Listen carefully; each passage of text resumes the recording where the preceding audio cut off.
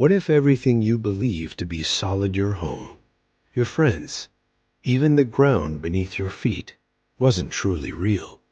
What if reality itself was just an illusion, taking shape only when you observed it? This isn't science fiction. This is the strange world revealed by quantum physics. Welcome to HEH TV, where we dive into the hidden truths of history, science, and the mysteries of the universe. Today, we explore one of the most mind-bending experiments in science, the double-slit experiment, a discovery that shook our understanding of reality and forced us to ask, is the universe real when no one is looking? Close your eyes for a moment and imagine this. Everything you see around you, your chair, your desk, the screen you're watching this on, may not be as solid or definite as it seems. Some physicists have argued that reality itself might be an illusion, that it only takes shape when it is observed. Could it really be that the universe exists only because we look at it? This idea has deep roots. Ancient philosophers like Plato suggested that the world we see is not the true reality, but only a shadow. Centuries later, in the world of modern physics, the same haunting question returned. And the experiment at the center of it all is one of the strangest ever designed, the double-slit experiment. The story begins in the 17th century. Isaac Newton believed light was made of tiny particles. Christian Huygens argued the opposite, that light was a wave. For decades, the debate raged. In 1801, Thomas Young delivered a decisive blow. His double-slit experiment sent light through two narrow slits onto a screen. If light were particles, the screen would show two bright bands. Instead, it revealed an interference pattern, bright and dark stripes, the signature of waves overlapping like ripples on water. Other experiments backed this up. Francois Arago showed light could bend around objects. Augustin Fresnel proved wave theory could explain even complex patterns. By the mid-19th century, it seemed settled. Light was a wave. But in 1905, Albert Einstein changed everything. While studying the photoelectric effect, he showed that light also behaved like particles, later called photons. In 1923, Arthur Compton confirmed this by scattering X-rays off electrons. The collisions proved light carried momentum, behaving like solid particles.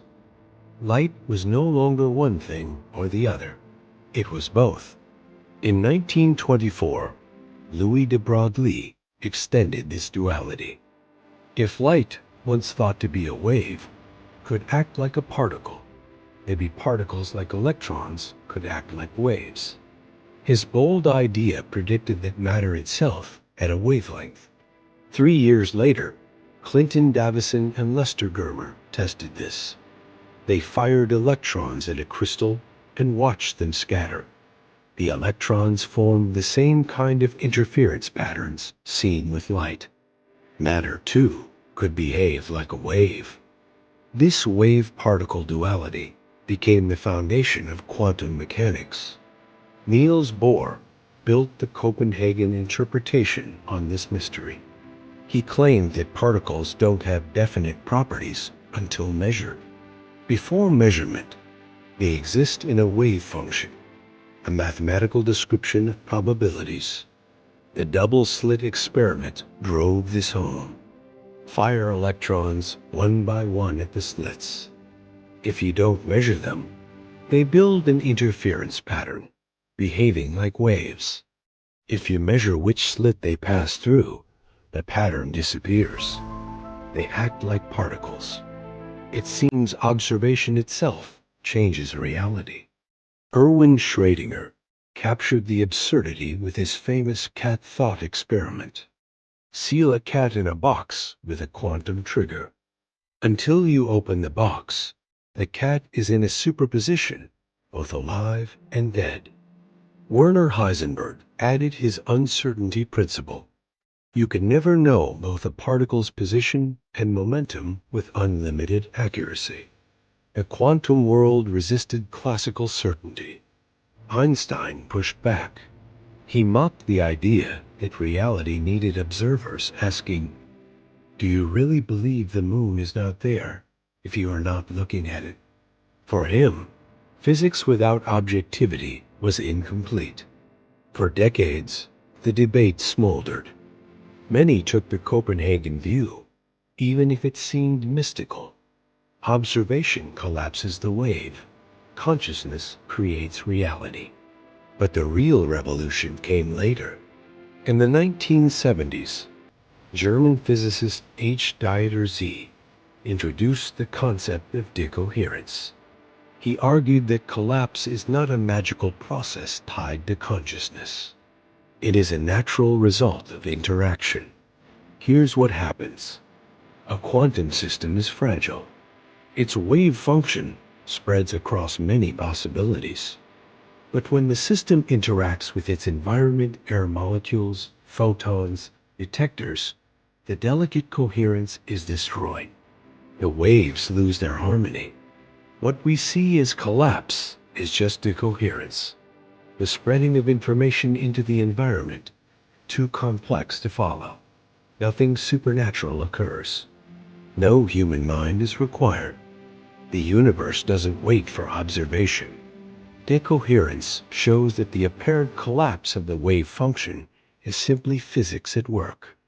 On the quantum scale, coherence can survive long enough to reveal interference. On the macroscopic scale, decoherence is so fast and overwhelming that objects appear definite and solid. That's why tables don't blur into probabilities. This reframes the double-slit mystery.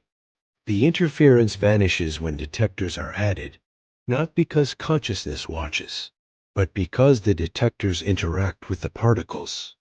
The system decoheres, leaving only particle-like behavior. Einstein was right. The moon doesn't vanish when you're not looking. But Bohr was also right. Quantum systems don't have definite properties until interactions select them. This balance is the key. The universe is not created by minds. It is created by interactions.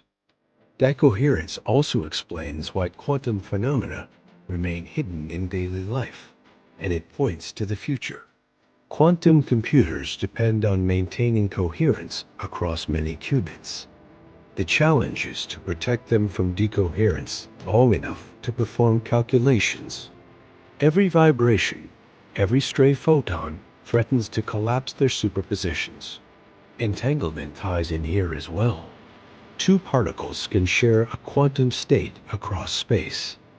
Measure one, and the other reflects it instantly.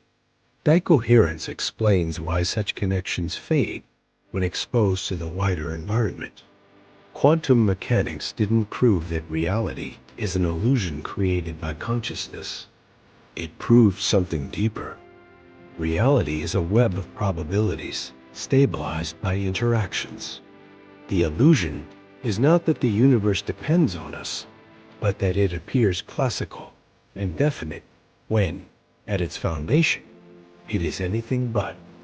What we call collapse is simply decoherence. What we call certainty is just the statistical average of countless interactions. You don't create the world by looking at it, but the world you see is shaped by the loss of coherence in the quantum realm. Out of probability emerges solidity. Out of chaos emerges order. That is the real illusion of reality.